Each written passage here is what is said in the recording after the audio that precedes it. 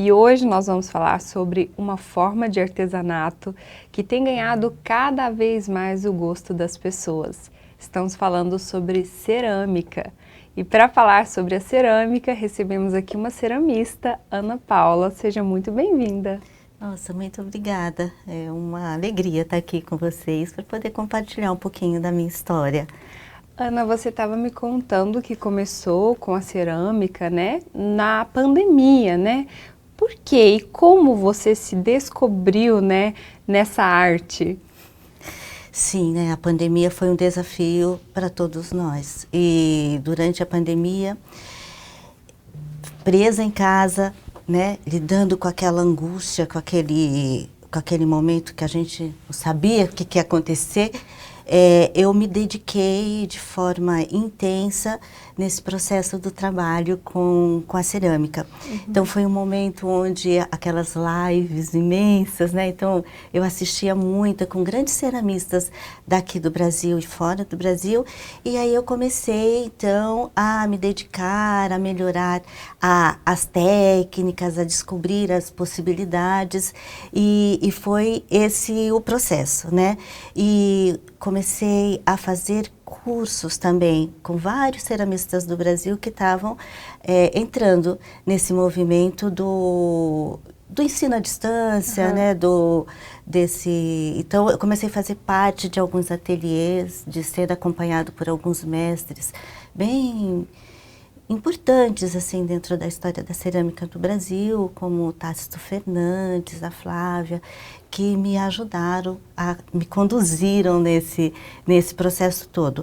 Mas a minha história com a cerâmica, ela é anterior, né?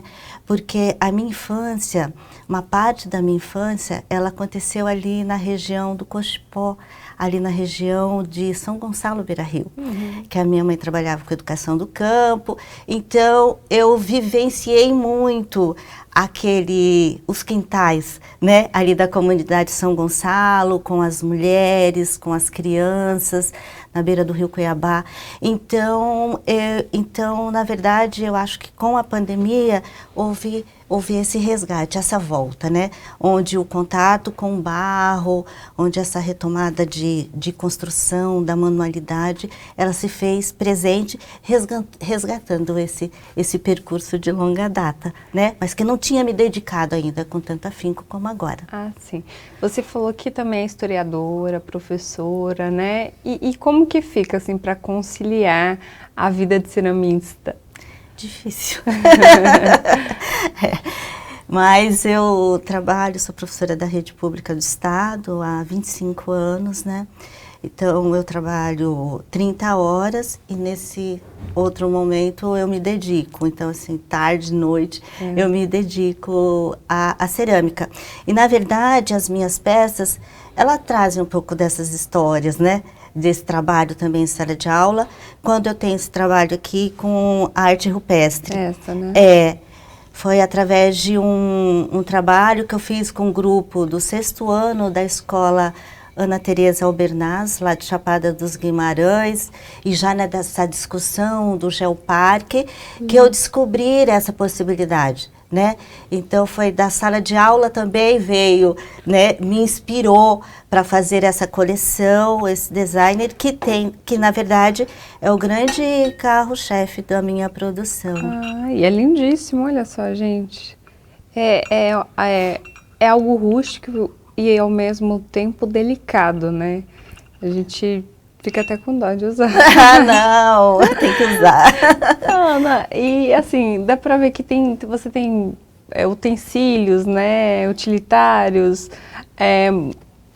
objetos de decoração também. Como que foi, assim, de onde você tirou essa inspiração? De falar, vou fazer de tudo um pouco. Na verdade, eu acho que eu estou no processo dessa descoberta, né? Que eu acho que ele é um processo longo, assim. Eu gosto muito de casa, eu gosto muito de arte. E aí esses objetos utilitários, sempre fico pensando assim, né? Colocar um objeto que conta história dentro de numa mesa, uma conversa, eu acho que ela é inspirador, né? Enfim, né? Eu acho que essas peças de arte rupestre numa rodada de café em casa, ela ajuda a gente a pensar a importância do patrimônio. Eu sempre fico pensando que essa relação, né, história, beleza, arte, cerâmica, elas podem conversar, né? E conversar numa rodada de café, num objeto que está na casa, né, esse objeto decorativo, como essas placas, né, essas placas, elas trazem, então, a história do linguajar cuiabano, que é uma coisa importante para a gente, né, que foi muito tempo, ficou adormecida e que agora eu acho que ela precisa ter o seu espaço. Então, acho que a minha arte da cerâmica também é uma arte de resistência, né, de mostrar um pouco quem somos, né. Então, pela arte rupestre, pelo linguajar, eu acho que eu consigo colocar um pouco disso na casa das pessoas, né? Uhum. Então é isso. E são lindíssimas as suas peças. E tem muita gente que fala que a cerâmica é terapêutico, assim, né? Fazer cerâmica é uma terapia. Nada melhor do que você para nos falar sobre isso.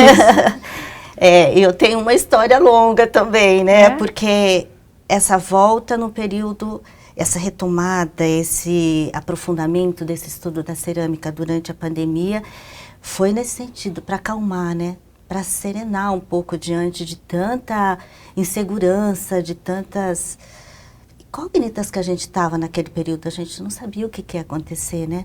E hoje, assim, o trabalho em sala de aula, o trabalho na escola, ela é um trabalho que desgasta muito. Uhum.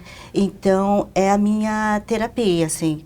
Junto com a terapia, vem a terapia, a manualidade, assim, para ajudar a serenar, para segurar a ansiedade, porque é a terra, né? É o resgate. Eu acho que no processo da produção, você se encontra consigo mesmo, né? É o silêncio, né? Você tem que estar, assim, extremamente conectada com a sua produção, porque a cerâmica, ela tem um tempo, né? Ela tem o tempo que ela está toda ali com muita umidade, então você tem que ter um jeito de trabalhar.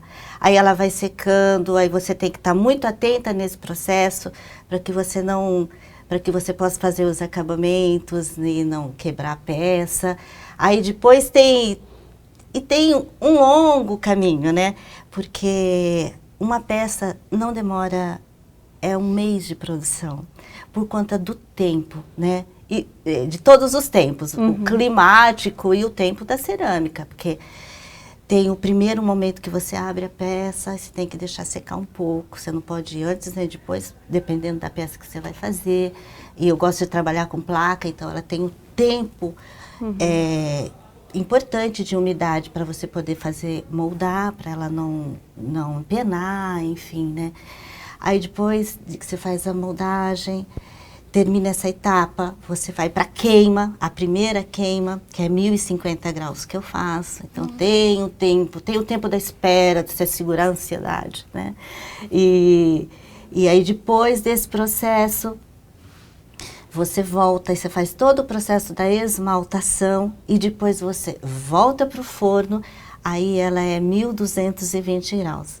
Só que assim, é muito longo, né? Porque assim, essa segunda etapa do processo da queima de 1220 graus, então são 9 horas e meia de queima. Meu Deus! E 24 horas para esfriar o forno. Porque então, assim, é um momento que ou você sabe, ou você controla a sua ansiedade, ou você enlouquece. Então, a cerâmica, ela ensina. Entendi, né? porque assim, eu acho que eu ficaria mais ansiosa nessa A gente situação. aprende. Ai, quero a minha peça logo. Aí tem Já um tive, processo. mas tem um processo. Tem que eu acho que a respeitar, gente tem, ela ensina isso, a gente tem que respeitar os processos, né? Os tempos, né? O tempo da cerâmica e o tempo da gente, né? Eu acho que nesse sentido ela é terapêutica. Que legal isso, Ana. E olha, tem muitas peças aqui, você aceita encomenda, né? Eu quero que você fale um pouquinho também como as pessoas podem encomendar uma peça maravilhosa como essa daqui que eu estou mostrando, né, para vocês. Como as pessoas podem te encontrar, como elas podem falar com você. Então tá. Então, o meu melhor canal de contato é pelo Instagram, né? O Instagram é o meu nome, assim, é Ana Aluap, que é Paula, ao contrário, .Lopes. Então, aí você consegue me encontrar no Instagram e a gente pode conversar. Eu posso compartilhar um pouco todo esse processo da produção da cerâmica e tenho alguns pontos em Cuiabá. Então, as minhas peças estão no Sesc Arsenal, tem uma loja chamada Evolve, uma loja colaborativa que também tem as peças, um escritório de arquitetura como o da Ana Lívero, do Jardim Magnólia. Então, esses são os espaços que tem as minhas peças aqui em Cuiabá. Que bacana. E quem quiser também ver peças, você também posta no Instagram, né? Posto no Instagram e vocês podem entrar em contato comigo lá, eu aceito encomenda, né? Entendendo que o processo é longo, então assim, tem que ser uma encomenda, né? Que respeite esse tempo, né? Eu já estou preparando, na verdade, coleção para o Natal. Olha só. Porque eu tenho pouco tempo de trabalho, né? Por conta do meu trabalho também em sala de aula. Ainda tem isso. Ainda tem isso, então eu preciso fazer essa programação a longo prazo. Mas vai dar certo, Ana. Ai, obrigada. Parabéns pelo seu trabalho, viu? Muito sucesso para você. Um trabalho maravilhoso e que mantém a nossa tradição, né, viva aqui de Cuiabá. É uma tradição que a gente tem há muitos anos e que merece ser mantida por pessoas tão engajadas como você. Ai, muito obrigada. Parabéns, mesmo. Obrigada. E se você gostou da nossa entrevista, deixe o seu comentário para a gente, compartilhe também nas suas redes sociais.